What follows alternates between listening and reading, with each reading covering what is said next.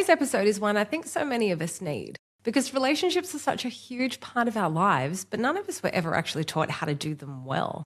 I'm joined by Biannka Brannigan, a couples therapist who specializes in working with couples on the brink of separation, helping them rebuild connection, intimacy, and trust. Biannka has a master's degree in Gestalt Psychotherapy, is trained in the Relational Lives Institute method, and has also studied Interpersonal Neurobiology. So she brings a really powerful blend of emotional and scientific understanding to her work.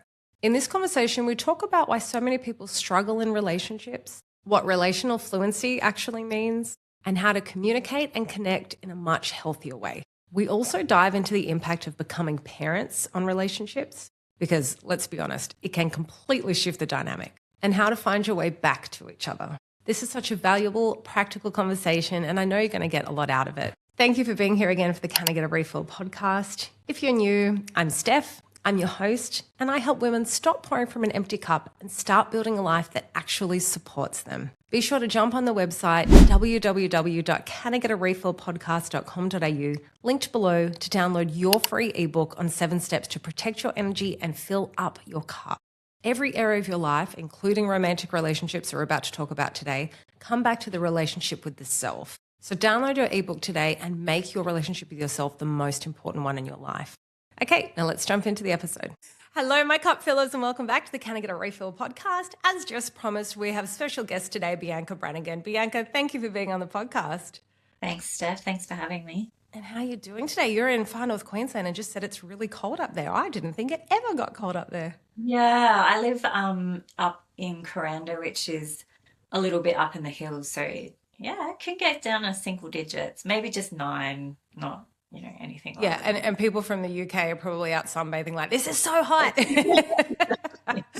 I'm so glad that you're here, Biannka. This is really applicable to myself and my friends and the stage of life that we're all in, because most of us have been with our partners for a while and have just started having kids, or we have toddlers and looking at having a second kid. And, like my husband and I, we were together nearly 10 years before my son, and we were always doing couple things. We were so connected, and having a kid can really sort of make it a whole brand new relationship. So it's so great.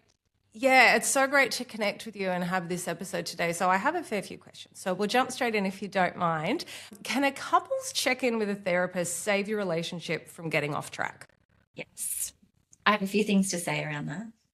First thing I would say is, from choosing a therapist perspective, interview them. Find out, because there are a lot of different therapists around. There's also coaches. So interview the therapist and make sure that they're a good fit for you.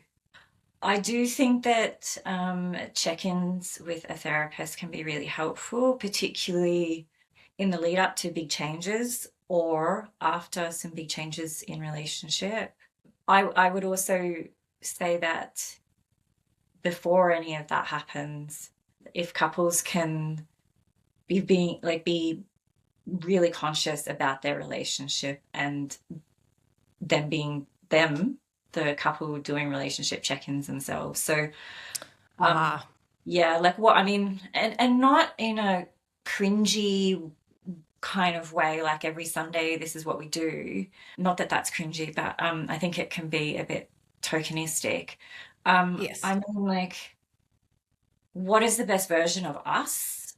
How do we want to be? And I think that map, and getting really specific about how do we talk to each other when we're angry? How do we navigate ruptures? How do we navigate when we're feeling lonely in the relationship? And how can we come back together again? Because when we're really conscious about our relationship, we're more likely to notice when it starts to go off track. And then we can either, Well, now, one of the things I talk about in this podcast a lot is being self-aware, and how, checking in with the self just really up-levels your life, because you're able to know when things are not right for you if you have that strong relationship with yourself. So that makes so much sense that it would translate to a two-person relationship. Yeah. Do you find, though, a lot of the time the couples come to you and one's been dragged in and one doesn't really want to be there, that must make it harder if they're not as willing to work on the relationship, wouldn't it? If that person's a little bit closed off to the idea of counselling? It can, and yes, that does happen. I haven't met a couple yet, though, that haven't walked out of here saying something like, I'm so glad that we've come. This is going to be great.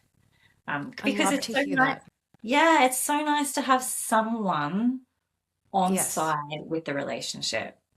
Yes. And do you know what I personally think as well? If the person who doesn't want to go probably Mm. has a very negative image of what's going to happen in there, like finger Mm. pointing, you shouldn't have done this. So they probably feel a sense of relief of, oh, that was really comforting, or that was, and like I always say, my husband, he's a beautiful person. Everyone adores him. But talking about his feelings, his absolute weakest point. And he's the first to admit that. And he's come from, very Aussie footy culture. Whole family doesn't talk about feelings. And it's just, you grew up with, if you cry, you're a pussy. And, so it's very, very hard for him. But on the very, very few occasions when the chips are really down and I've sat him down and made him talk things out, you should see his energy shift of the weight off his shoulders. And I'm like, see what I mean? I said, do you feel better? He goes, I do. I said, then why don't we do this more often? Like, it's the proof is in the pudding. You feel better because you're battling things alone. And the whole point of the couple is we're here to share it, the good and the bad. So let me help you out with some of that load. I'm willing and able. Yeah.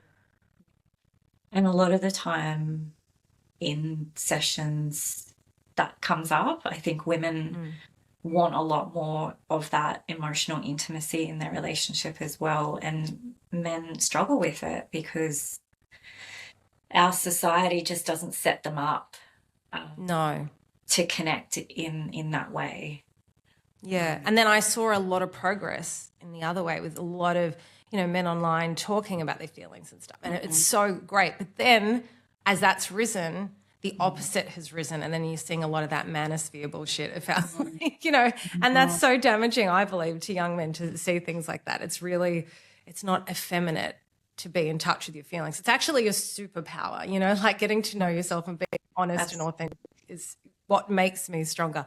Yeah. I'm really glad what you said about the cringy thing. Now, I am very love to talk my feelings out, but I would say I do it in a private way. So, like, for instance, my greatest fear was my husband proposing in a public setting. I knew he never would because he hates it way more than me. But I was like, please don't do it in a bunch of, in front of a bunch of people. And it was just the two of us, and it was really nice because I'm really, if you watch my podcast, nothing's off the table. Like, I'm out and open. But when it comes to the sort of intimacy with emotions, I wanted it to be just the two of us.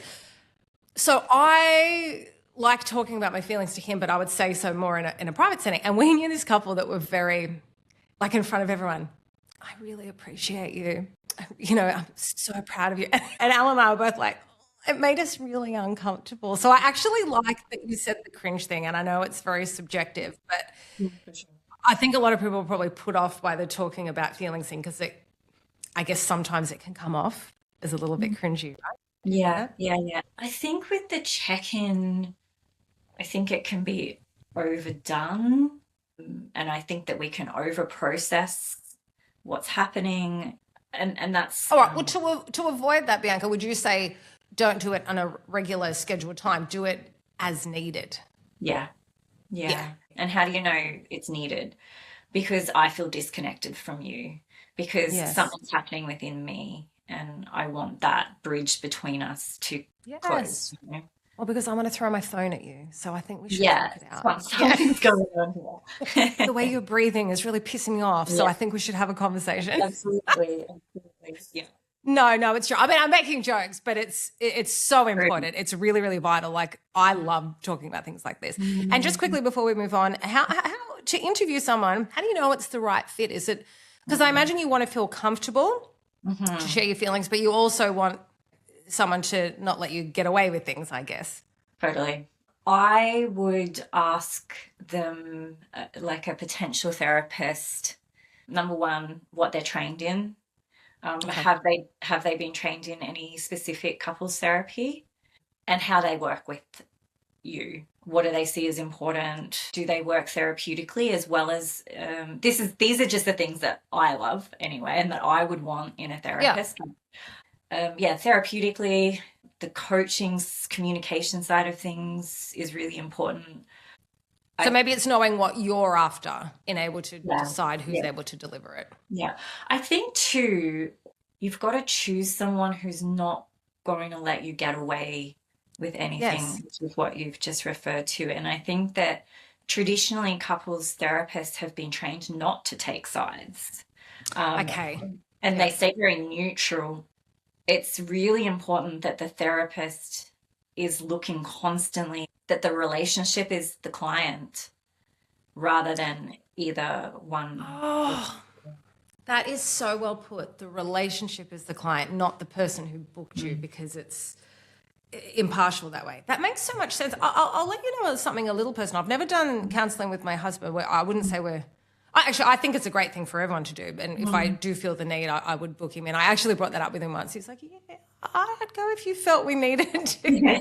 But I have gone to one once with a family member because I've had a lot of ongoing issues with this family member. And the therapist who I had was really great when I was having the one-on-ones, like talking about, like really validate, like, not like, stroking my ego, but like, yes, your feelings are validated. That's, that's not a good thing for you to go through. Your voice should have been heard, such and such like that. Then when I brought this person in, they said nothing, this therapist. And I haven't gone back to the therapist. And I left feeling, because I sent an email they sent me an email afterwards saying, oh, you were really brave to talk about this. I was really proud of you. And I was like, I truly honestly feel so let down because you were my last hope of mending this relationship and you let that person, and they were like, oh, I could see they were uncomfortable. I just wanted them to feel comfortable. I was so disappointed and so let down. And I was so shocked, Biannka, because I thought the whole premise was to let both sides have a voice. But when there was evidence of something that was toxic or dysfunctional, to call it out and not just go, So how would that person, my family member, go home knowing that particular treatment was unhealthy for me if the person didn't call it out? I was super shocked. I truly thought that wouldn't happen. So, well, then interviewing is probably a really good way to say, are you going to call us out, if we do this, or are you just there to let us talk to each other? I think it's, like you said, figure out what you need and then determine who's the best fit for that. But and sometimes you won't know until you interview a few people. It's kind of like looking for an apartment. You've got to do tours of a few until you're like, this feels the right fit for me energetically. And absolutely. And I would also add that if you go to a session with someone, this is something I always say to my clients, if you come and you think I'm shit, please don't give up on your relationship. There will be a therapist who's going to be amazing for you. That's good. It's finding the right fit for you. Just because it wasn't that particular person that felt the right fit doesn't mean it's not. It doesn't mean it's a relationship or therapy won't work at all. Yeah, that's really good advice. Yeah, I love that. Biannka, what is relational fluency and how can we use it as a skill in our day-to-day lives? Relational fluency is something that I'm really passionate about, and I don't think it's spoken about in our society. It's essentially where we are putting relational skills at the forefront of our mind, and that includes the relationship that we have with ourselves and others. And I call it the fluency because it's always a practice, just like when we're learning a new language, we sort of bumble along and it's really uncomfortable, but we have to give it a red hot go. So nervous system regulation is the first one, knowing when we've become dysregulated and ways that work for us to become to soothe and become regulated again. Because if there is something going on in me and I want to talk to my partner about it, it's not going to go great if my nervous system is really dysregulated, more often than not. So just awareness of that, self-esteem and boundaries kind of go together in a little package. So having a good sound self-esteem and good boundaries. Yeah, you can't have one without the other, I have found. Yeah. The journey to my self-esteem was instilling boundaries. Mm. Yeah. Yeah. And boundaries, they're not always great when we put them in place, but they're healthy for us. It's kind of like going to the gym Yeah. doesn't Well, always. again, that's like a muscle too. I often reference this of going to the gym and doing leg press for the first time. I remember was like, oh my God, I can't lift this thing, and it had no weights on it. And now I easily press 110 kilos. Yeah, amazing. But it's the same with boundaries. It felt so incredibly uncomfortable at first. And the more I exercise that muscle, the more I've done it, the more I do it unapologetically now. Like that's, the less I apologize, the more I find others reciprocate and respect the boundaries. So, but yeah, like boundaries is a real hot buzzword the last few years, but it really wasn't talked about when we were growing up, was it? No. No. And that's why I'm seeing so much online of people distance themselves from their parents. But I think a lot of the time is because your parents were in an older generation where boundaries weren't a thing. This is what I'm seeing a lot of online. So that, the younger children who are now adults are like, oh, no, I'm having a boundary. And the older parents might be taking offense to it. And I know this is probably more about romantic partnerships, but that's just something I've noticed with boundaries. Would you say that makes sense, that the people who didn't grow up with them have trouble respecting them? Yes. I'm laughing because of my personal experience with boundaries, and not having them. And then I also think that depending on our experience with boundaries in our childhood or family of origin, that translates into how we do partner up, and of course our expectations in relationship, and our partner's relationship with their family and how intrusive they might be, and oh yes. We've all read those Reddit things online with situations and mothers-in-law and stuff like that. No, it's really true. It's funny how, it's not just the two of you. So many other relatives and friends can impact that relationship. So it's so important, isn't it? You're marrying into a whole group, not just that one person. You really have to have that partner who respects you. So if there's a family member on their side that's against you, you really need that partner to stand up for you. But it's so complicated. Like, to use a celebrity reference, like Brooklyn Beckham or Meghan and Harry. Like, people can get really ostracized for that. But I think it's really important and really healthy when your partner sort of has your back and not just stays with the family of origin. Yeah. And that gets to like one of the other things that fits into the relational fluency, which is building relational esteem.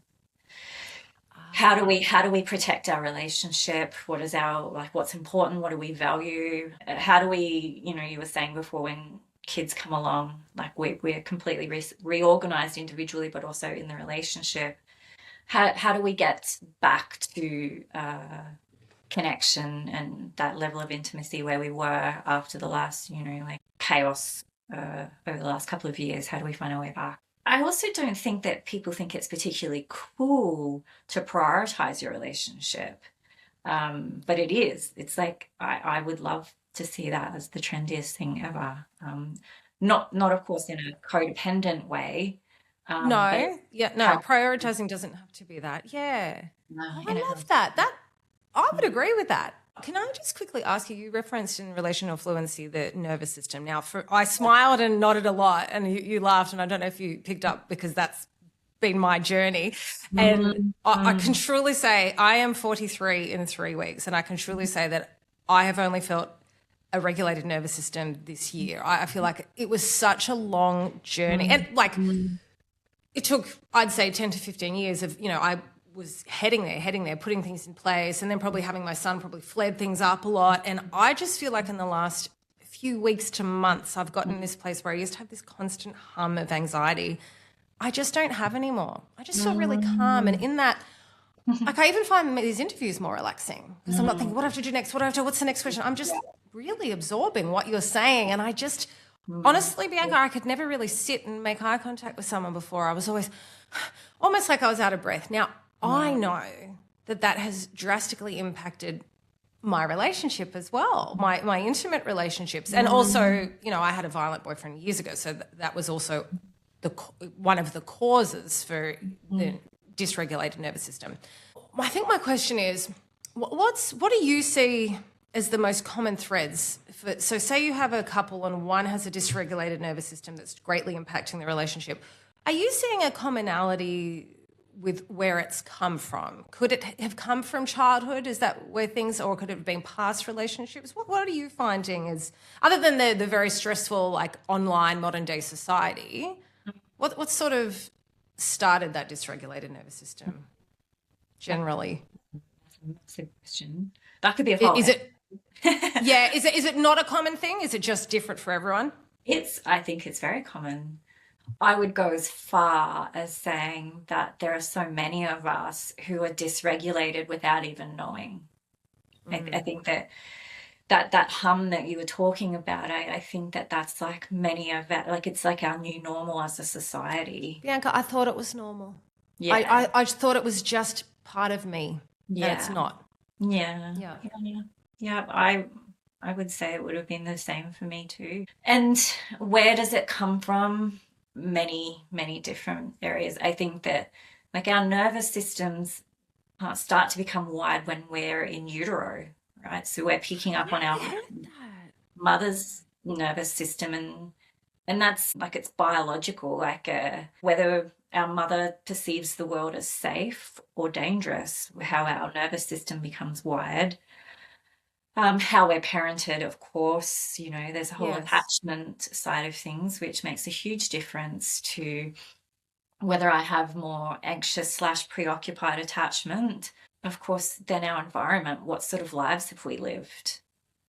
Have we had accidents in our life? Because that rewires our nervous system. Have we had awful experiences with people that we were supposed to feel safe with? Yes. And I guess I always think childhood, like that 0 to 7, is because you're so impressionable, and that's when you're looking to others to determine your, how you act in the world. So I guess I always looked at that, but it's wild that it happens in utero. And that's why I had heard that when I was pregnant. So I was like, nobody stress me, must meditate, must not fuck up child before he takes his first breath. You know what I mean? Like, must not give him reason to get therapy before he's even met me. So yeah. And then honestly, that stressed me out even more. So I was like, oh, well, he's a male. He's going to have it easier than us anyway, so he'll be right. No, all jokes aside, yeah, it's wild in the nervous system. I love that there's so much conversation now around. And in fact, that's what I'm recording this week, a solo episode on regulating the nervous system. Nice. It just impacts everything. I mean, mine's in relation to manifestation because it impacts everything. And it was just, again, like boundaries. I never heard people talk about the nervous system when I was growing up. It was, just, you're sensitive, you're emotional, all that crap. So, yeah, it's great. It's wonderful to have these conversations now. Biannka, why do you believe that most people are, quote, unquote, bad at relationships? I want to say we're not bad. We're just ill-equipped. Yes. And maybe that's a very therapy way of saying, bad, but I just don't think that many of us have the skills to do relationships well. Because it wasn't talked about. Exactly. How do we learn about relationships? We don't go to school to learn how to do relationships well. We learn it from our environment, so our families of origin and how they do relationship. How do they do repair? How do they do conflict? That's a big part of it. And I would also say that there's not enough conversation about upskilling ourselves in relationships so that we can improve the relationships that we have. And I mean, I think you only need to look at the workplace really to see how unskilled we are in relationships. Like, people take so much of their own stuff into the workplace, and that's where we're supposed to be good at, relationships. When I say supposed to be, we get paid to do well in that work. Show up as your best self. Yeah. There's this unwritten kind of narrative in our society that says that we're just supposed to be good at them. Yes. Yeah, But do you think resources working on the self would be the first place to start? Because I always talk about, I think it's wild that it's taboo. It was always taboo to go get therapy, but I'm seeing more and more people talk about it now. But I'm always like, you service your car like minimum once a year, probably 2-3 times a year. Why would you not respect yourself that much to service your emotions and yourself and your psychology? But I find that I've still heard a lot of people talk about going to therapy, but I've never heard anyone reference going to couples therapy. So I personally believe it's probably even more taboo, because they don't want people to think that we don't have it all together. You know, like the same as people won't admit if their kid's doing something wrong behaviorally, because, oh no, he's a good kid, everything's good here. It's almost like you're worried you're going to be judged on your parenting skills, on your relationship skills. But, you know, society kind of sets us up. Like, it's like, you've got to be good at them, but you're not allowed to seek out professional help, because that would mean that you've already failed. Yes. Whereas, you know, this is unrelated, but I heard some marketing thing the other day, and they're like, don't post the highlight reel on Instagram when you're building your business. Post the journey, because they go, people will be rooting for you more instead of, look at what I've got. Look, they're like, and I was like, that's so true. I really like that. Like, had a really tough break this week. That wasn't working. Like, that's really authentic. But, you know, people probably don't want to do that because they'll think I'm not good. And I was always that, you know, people pleaser, and I wanted to excel at everything and people to think I was good. So it was very, don't highlight weaknesses. But I think it's great. I just think I'm not saying film yourself crying and put it online, you know, but I just think it's really good to be authentic about, you know what, not doing so great here. I think I'm going to reach out for some help. I admire that so much. And I have this real core group of friends where we get together for those check-ins and we talk about this stuff. And no one looks at each other like, oh, you probably didn't do too well at that relationship. It's more, you know, like it's just support. So I just think it's so great. And I love what you said about the schools. And, you know, I seem confident to you, right? Well, I spent in my 20s 5 years with a partner who used to physically assault me at least once a week for 5 years. Well, it was more like 3.5 of the 5. But can you imagine if someone came into my school when I was young and impressionable to talk about self-esteem, to talk about what constitutes a healthy relationship, and not someone going through your phone and throwing you against the wall? And, you know, can you imagine how I would so much quicker have gotten to the realization that no, well, first of all, may not have even attracted that, not that it was my fault, but I would have valued myself more to be able to say, no, this isn't safe. We're going to go. And when I say we, I mean me talking to myself. Yeah. You know? So, I hope that is something that's brought in one day. I hope so. When I was listening to you talk about that, like, I just got whole body goosebumps, you know, because it's the truth. It's powerful, because we have that's our boundaries, you know, like, this is not okay with me. I'm leaving now. Yeah. You know, Biannka, I think the truth is such a beautiful thing, and I didn't speak it for so long. I felt like other people wanted me to not speak it. And something as simple, I always talk about, I don't know how to ride a bike. I used to hide that from people, and now I say it and it's funny. I think it's hilarious. Yeah. And then I have a neuromuscular disorder, but I didn't have a name for it till I was older. So I used to hide it, and now I just tell everybody, and I don't hide it when I have trouble walking or I'm telling you now, there's something so freeing. And I said the day I started to find myself was the day I said, if someone made a joke and I didn't get it, that I would say, I don't get it, instead of laughing along. And I just find it's so beautiful. And I've had better relationships since I've started being honest, because people are like, oh, I really like that. And they get closer to me, and then they feel permission to be truthful and honest themselves. Have you found that even with your personal journey, not even with your clients? It's relational. Like, it's when someone can be themselves in all of their stuff, and we join, not in a like a victim mode, that's not what I'm suggesting, but in our truth. Like, this is the thing that I hope for. These are the things that scare me. I agree, there's something really freeing in that. It's so freeing. I love life since I've started doing that, instead of paint the picture that I've got it all together. No, we're not here to be perfect. We're here to learn lessons. It's okay. And, you know, I think probably social media has a lot to blame for that, where everything looks perfect all the time. I went off on a 20-minute tangent. Did you finish what you wanted to say about relational fluency? I love the tangent. Thank you. It's my specialty. Yeah, I love it. The other part of relational fluency is communication skills, like, and of course they're all mixed up, you know, they're not linear, those things that I've spoken about, but communication skills is like, how do we repair after rupture? Like that would be the biggest thing that I think couples that create that relational fluency. Giving and Well, while receiving. you're on that topic, so if a partner was unfaithful, have Mm-hmm. you seen clients recover from that? Because I Yes. think that's the question we all have over our heads of it would be so hard Yeah. for that forgiveness. But then I also hate seeing people just hold that one mistake against them forever. I think if you're going to stay together, you probably do just have to let it go, right? Yeah. We have to repair. And Okay. that, I mean, I like that rather than just letting it go, because you can't forget. It's always going to be there's a lot that goes on in that, and it's betrayal, right? Like this person that we trusted that would be so hard. Yeah.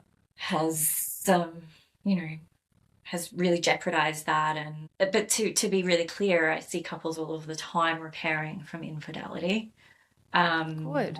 in a really beautiful way, where they don't go back to having the same relationship. Their relationship is completely reorganized for the better. Yeah. I love that. And sometimes the worst things in your relationship can bring out the best in you. So I haven't had that in my relationship, any infidelity, but whenever things have gone wrong and we've had to talk about things, that's when we've gotten closer. So I've actually sort of always looked at it like, you know what, that made us less of a surface level couple and more of a, we really get each other. And, where it's like you have a secret language that other people don't get. You're in your own. I love that. Like I've always felt that with my partner, and I haven't with other partners at all. Sorry to bring up pop culture references all the time, but in the Sex and the City movie, Yeah. I always have to fast forward this thing because I can't watch it, where everyone loves Steve, who's married to Miranda, and he cheats on Miranda, and I have to fast forward it because it breaks my heart. But I think really, really beautifully highlight that throughout that whole film of how they go to therapy together at the end. And Steve says something that really, really clicked something with me, because he goes, yeah, I broke a vow, but what about the other vows? Because she like emotionally abandoned him, didn't talk to him, they didn't have sex for 6 months. So yes, what he did was wrong, but that doesn't mean she has a clean slate either. So had they had more relational fluency, and if he felt valued and needed, and she used to talk down to him a lot, and I'm not saying, it's her fault. I would never blame a woman for a man's poor behavior, but I really liked that. And she was like, how do I know I can trust him again? And the therapist was like, you don't, but and how does he know that he can trust you again, that you won't emotionally abandon? So it was really nice. It highlighted it. To me, it was like, it's not I always used to see infidelity as like, oh, that's it. That would be the end of the relationship. But I really, and then once you're married and have kids, you realize, well, no, that's something to work on. So I like that there's hope after something like that. It's not a final nail in the coffin. Yeah, absolutely. On affairs and infidelity, I think now more than ever, the opportunity to have an affair is present. Oh, yes. And so the internet, right? Because everything's online. Yeah. I dated someone who apparently was on dating websites the whole time we were dating, and I didn't know. So I wasn't on them. Yeah. And even like if we're having a little bit of disconnection in our relationship, and we get like a Facebook message or an Instagram message from someone from our past, and that feels great, it's very easy to have that fill our void, rather than turning toward our partner and being like, hey, I'm really not happy. What can we do about this? Yes. Temptation is at your fingertips all the time. Yeah. And so because of that, like we can't control that. Like we can't control our partners because no one likes to be controlled. No. But what we can do is talk about what our no is. Like what's your no? Like, what's my no? And making that really explicit in the relationship as to these are the reasons why I wouldn't do that. Yeah, absolutely. Again, communication. But do you think that in the future, even more so, like for kids now who are on devices 24/7, do you think they're going to struggle with communication? I do, unfortunately. My communication struggled when I first went online a lot, and now I'm getting back to it. I felt like I lost that skill. And a lot of people said that after lockdown, like when I had friends who had lockdown babies, and then they're like, I don't even know how to talk to adults anymore because they've been locked in the house with babies. You know, like it's a sort of a muscle, really. If you're not exercising it, it could die. And I think that it can lead us into this like a almost like squeaky clean version of communication. Ah, You know, because like we HR approved. yeah, like we're often drafting it, and, you know, our communication, and it's clean and Oh, it's tidy, oh, and when because we we're can proofread before we send something, rather than yeah, when it was when you're talking, it's in the moment. Oh, like I've never thought of that. yeah, Yes. and it's in the moments that like watching someone's face as we're communicating that creates that vulnerability, you know, like that's Yes. creates the I thou kind of like we're connected. I hear you and I see you feeling me No, through my that's so true. And again, that's something that was highlighted in lockdown, wasn't it? Well, I suppose people just FaceTime now. But sorry, yeah. as you were talking, I had this full flashback to when you used to date when you were young and you only had one house phone that was like on the Yeah. wire, the cord. And do you remember when you drag it through your living room into your bedroom and you just see the cord out of someone's room and then it's like, you know, like late night chats. I don't know why that just popped into my head while you were talking, but I was like, I'll never do that again. So insane. No, but I know what you mean. The facial expressions, that's a huge, huge thing because I remember reading that children born in lockdown were struggling with that development because they couldn't see people's facial expressions behind masks when they were out. So that, you know, all of that is part of your development. So that makes a lot of sense. Well, that leads us to let's talk love in the age of distraction and how constant stimulation is weakening our capacity for intimacy. Yes, Mm. I think it's an issue, and it's a really good question because it's jam packed. So there are a lot of us who run our own businesses, and our businesses are on our phone. So we're going to be on our phone a lot more, Yep. and that's going to take us away from our partner, and depending on when we're doing that, And I while we're think. on that, Bianca, business hours have changed too. So if you're running your own Oh, business, yeah. it's not 9 to 5 in an office and then you come home and I'm present and available to you. My husband runs a cleaning business and has staff texting him at 11 p.m. He has to have that phone on him all the Yeah. time. And I can tell the difference of when he's texting his staff or is texting his friends because he gets this stupid grin when he's texting his stupid mates about something stupid. Yeah. But Yeah. it is hard and it impacted our relationship a lot, but it's a Yeah. necessary evil because he's Yeah. funding our family. Yeah. Absolutely. And I'm not against it, you know, like my businesses are on my phone as well. And I think we just need to have boundaries around that and be open when our partner's feeling a little Yes. dismissed, and be like, yep, you're right, you know, and being generous around Yeah. that. But I Yeah, also, boundaries and awareness, right? yeah, Like being aware that, oh, and you know who makes you aware of it? Your toddler who grabs your yeah, phone and smashes it down because, yeah, hey, no one's paying attention to me. That's why I'm like, if my husband's on his phone, I'm not. Because I don't want him to look up and see two adults on the phone, you know. So I wait for him to finish and then I'll go and post my reels in the bedroom. You know, I just don't want my son to see that as his yeah, childhood. That would really break my heart. yeah, yeah, that's beautiful. Good and good awareness. Yeah. There's another element to the phones, which is not business related. It's more, you know, being on social media. And I think that our phones are distractions and almost ways of numbing, like numbing against something that feels uncomfortable, which can be our relationships. And instead of turning towards our partner and bridging that gap, we just get on our phones and that feels soothing, but Yes. nothing's happening in the relationship.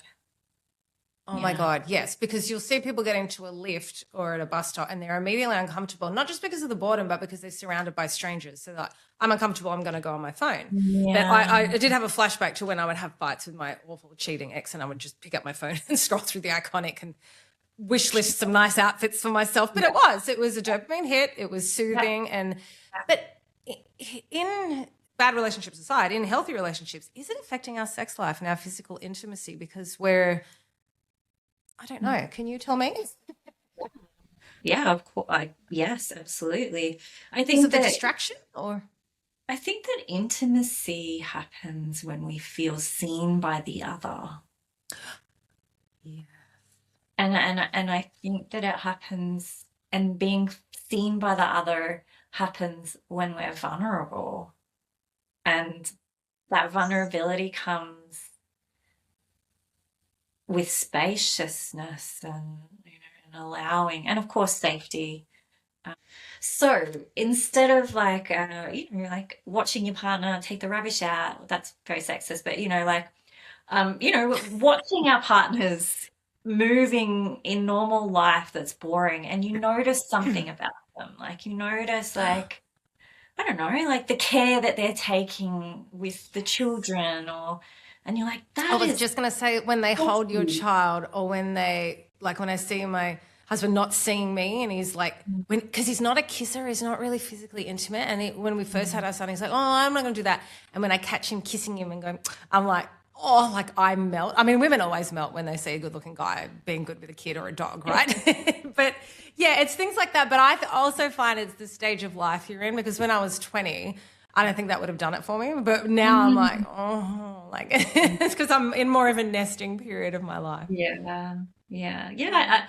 I think that there's another element too that can take away from our sex life, which is resentment. And that resentment can come from, like, when we're making bids for connection, or our partners are making bids for connection towards us, and Huge we resentment from miss that. them Yes. because we're busy on our phone, and eventually they'll stop making bids for connection and, get a bit. Yes. I'm hugely resentful if Mm. someone's on their phone, like even not in a romantic situation where I'm like Mm. trying to talk to someone, I'm like, I find it incredibly disrespectful Yeah. if you're with someone one on one, like, unless it's an emergency.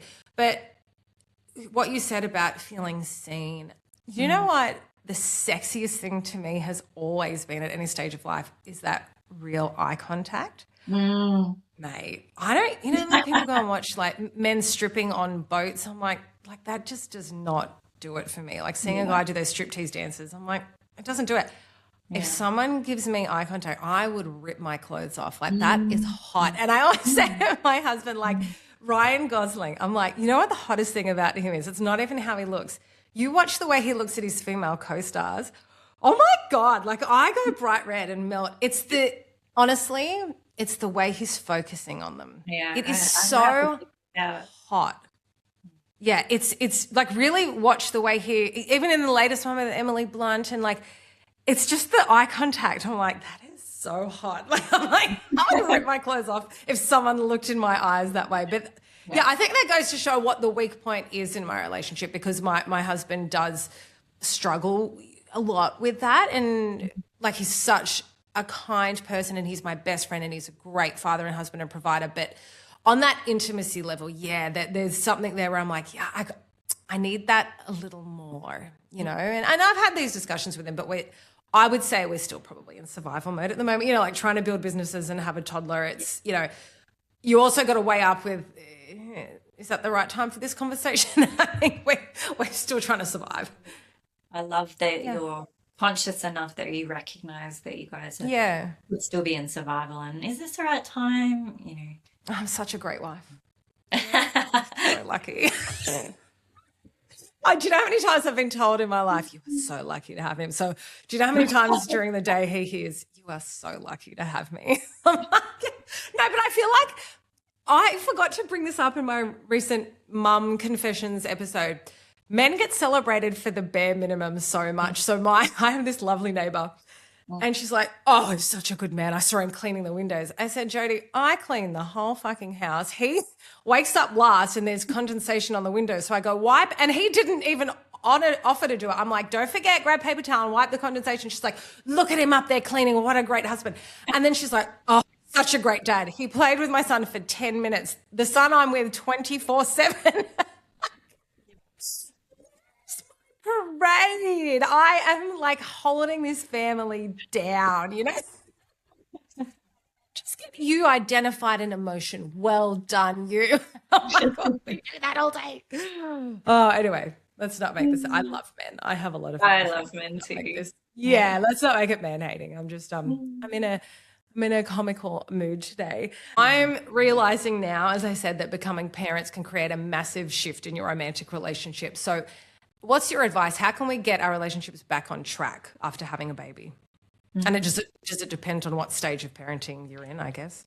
Yeah, because like you just said, like if you're still in the throes and the trenches, it's going to be really difficult. I think the first part that I teach to clients that are having issues and, you know, they have a young family is like, of course you're going to be struggling, like, because this is, It's not you, it's the it is situation. generally the most, like when couples are having children, it is ordinarily the most stressful time that they will go through in their lives, because it's also generally the time when you're focusing on becoming more financially sustainable, or Yes. like careers, kids are crazy.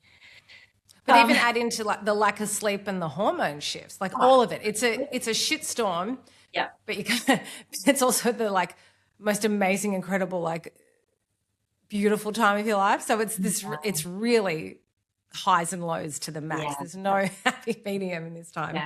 Yeah, absolutely. So, but and I think that during that time, couples start to look at their relationship and blame each other, like, you know, and sometimes, you know, sometimes is things that an individual can shift to create more, you know, connection, and you know, and even if it's just doing more things around the house or creating more connection, you know, physical connection. A lot of the time, it's just like, we're in a shitstorm right now. How do we come together? Like how can we create micro moments of connection when we already don't have enough time? Yeah.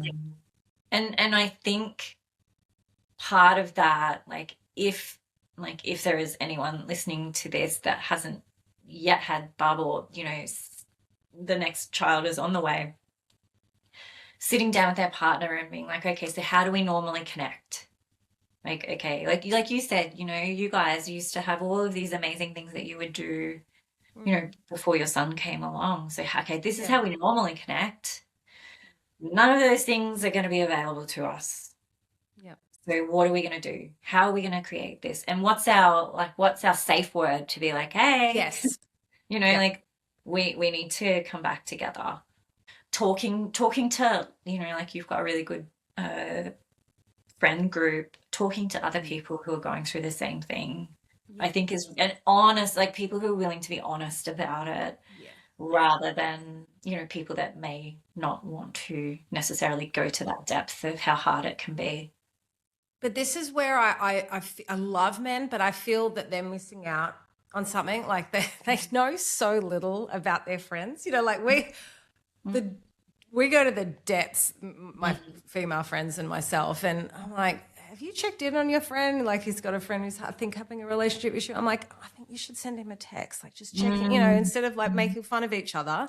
You know, like they love each other and they get together frequently, but man, you're really, unless they're really, really drunk and it's those weird 3 a.m. chats, I feel like they're not really like talking and connecting, and it's so valuable to do that. But you know what? My husband and I became really petty with each other. So I had a friend who had relationship issues, and she's like, we really do scorekeeping. And I was like, oh, Ellen and I never do that. And then we had a kid and we became major scorekeepers of, oh, I did this for him and I did this. So, and we became really petty and competitive. And now we don't, but now he's nearly 2. But in the midst of it, hell yes, we did. Yeah. And so now, I think I said this on a recent podcast, so now I do scorekeeping in reverse, and I'll be like, you know what, I had a day to myself, go book a golf day. I had a night out with the girls, go catch up with the guys. So I'm scorekeeping of, I've filled my cup, you go fill your cup, not to promote my podcast or anything. But, you know, it for anyone's going through it with a newborn, it's hard. It is. I just saw a neighbor who's got a 2-week-old, and I'm like, how are you? Tired.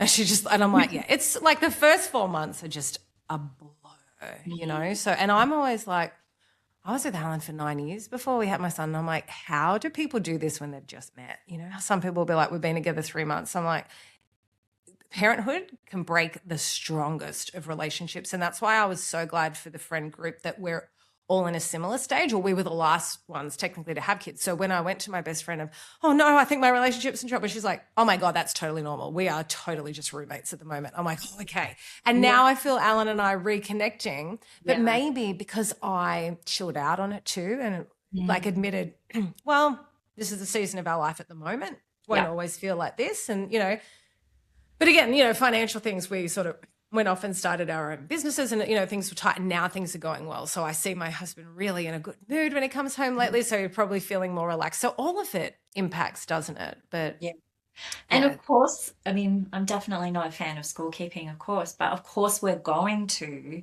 because we're in survival. And when we're in survival, it's all about us. Like we're not relational. We don't have the capacity to be relational. That part of our has left the building. It's true. But I think also you don't want to, I'm so aware of not being taken advantage of. And I think I'm so vocal about things because I allowed people to take from me before. So I think I'm very vocal of, hey, I've done this. But also my husband, one of his very weak points is not seeing when I'm in distress or not seeing. I call it the Allen bubble. He goes into his own thing because he's one track minded and he's keeping his family afloat with his successful business. So, and I mean, people are texting him 24/7. I could not do his job. Like it's very taxing. So I feel his capacity for other things is not as big as mine or not as developed as mine. So I will watch him and monitor him and see when he needs help. And I feel resentful when he can't see it in me. And I've spoken to him about it. And you know what he said? I truly don't see it. And I'm like, but shouldn't my life partner be the first to notice it, not a girlfriend miles away going, hey, just checking in. You've been a bit quiet online. Are you okay? You know, like, but I also came to a point where I can see his strengths and I can see his weaknesses. And I also got to this stage of my life where I don't expect everything from one person. You know, I might go to this girlfriend for that girlfriend for that, my husband for this. So I think that improved our relationship too, because I didn't have such massive expectations of him and then he felt like he was letting me down. So I think now we've probably gotten to a place where we're both comfortable to show up as our authentic selves. Yeah. Because, I mean, even if like your partner was trying his hardest to notice you, he still might get it wrong at times. And what do you do the other times? You know, like, do you kind of offer more data back to him? Because I think that I think we often have like these ideas that our partner should just know, and maybe they should, and maybe they should, but they don't. Yeah, but should is a dangerous word too, isn't it? It means an expectation.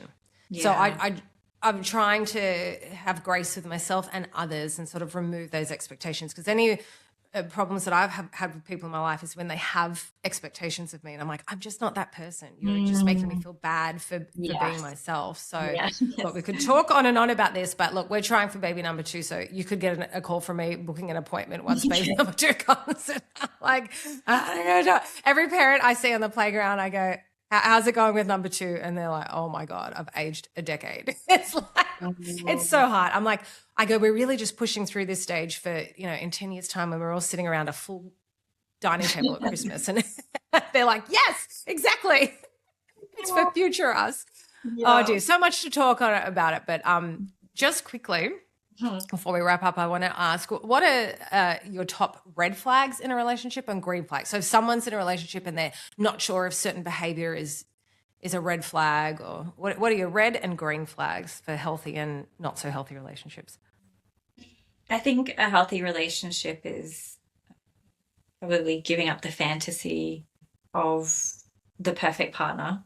I think, I don't know if that's number one, but I think that plays a part in a good, healthy relationship. Those relational fluency things that I mentioned, like knowing ourselves, knowing when we've become dysregulated, it's being skilled in becoming more regulated. How do we repair? like a good relationship is not the absence of arguments and ruptures. Yes. It's how do we come back together again? And in fact, like discord, like not being matched at times, and then the repair, like we mentioned before, like creates a deepening of the relationship. In terms of red flags, I tend to sort of stay away from like red flags, aside from the really obvious ones, which is like abusive, dangerous ones. Kind of relationships.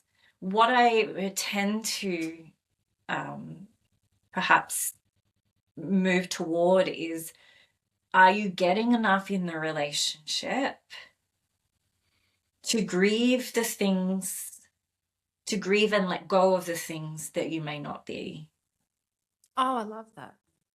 And I know that that's slightly different to sort of looking for specific things, but I just think we're so human that it's not, I don't know if it's wise to be looking for specific things. Like, we will know whether we're getting enough out of the relationship.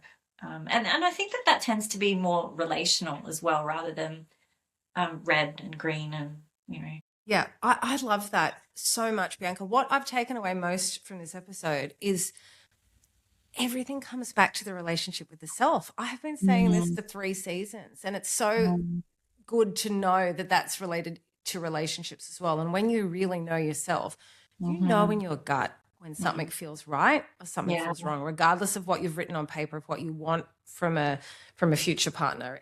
You know when your needs are being met or when you're being disrespected without even seeking outside counsel. I feel like when you know yourself that well, you can tap in and go, it feels right. It doesn't feel so right.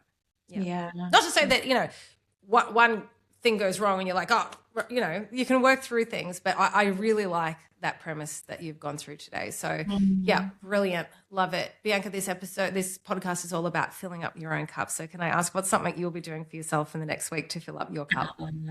I am going to go to the beach later on today. And the weather is amazing here. The stinger nets are down. Yeah. The crocodiles are probably still out there, but they'll be further south hopefully now. No, that's so lovely. There's nothing. Every time I ask people, it's always reconnecting with the self, and it's always got nature involved. There's something about it. It's just, And I haven't, my husband's in Melbourne for 4 days with work. I'm on day 3 and I'm so burnt out. So I hope nothing happens when my son stays at daycare all day, that I can get like even just a walk around. Even if it rains, I'll take the umbrella. I just need a little, I feel like I haven't been out in nature enough. So actually yesterday what am I talking about? I was with my friends and their kiddos, 2.5 hours out in a playground. And I was like, oh man, I never allow myself to play that long. I always feel like I've got to get back and do work and edit. And I was like and it was a beautiful sunny day yesterday. I just felt so rejuvenated from the sun and just relaxing with nature. So beautiful. Yeah, that's what I'm looking forward to. It's the sun. Yeah. It feeds you. At this time of year, when there's sun, you got to be out in it because you find your body feeling depleted of it. So thank you so much today, Biannka. I'm going to link everything for you in the show notes if people want to find you and reach out. But yeah, I think it's really nice to highlight the positives of, and the other thing I took away, other than the relationship with the self, is that you can heal relationships, even if it's something as bad as infidelity. I love that. So it seems not related, but I was talking recently with cancer. Someone was saying that there's so much research in cancer now that it's, if you heard cancer diagnosis years ago, you thought that's it, I'm done for. And now they're like, there's so many ways that you can deal with it and work through it. And I feel like what you said today is akin to that for relationships. Don't think that something's, nail in the coffin. There's certainly, if both are willing, ways to work through relationships. And we are human and we're not perfect. And it's nice coming together as your very imperfect, messy, authentic selves, right? It's the best way. Yeah, I was just going to say it's the best ever. I love it. I love it. I've enjoyed our chat so much and your beautiful, soothing energy. Thank you so much, Biannka. And everyone, do check out Bianca's links in the show notes, and please do something in the next week to fill up your cup.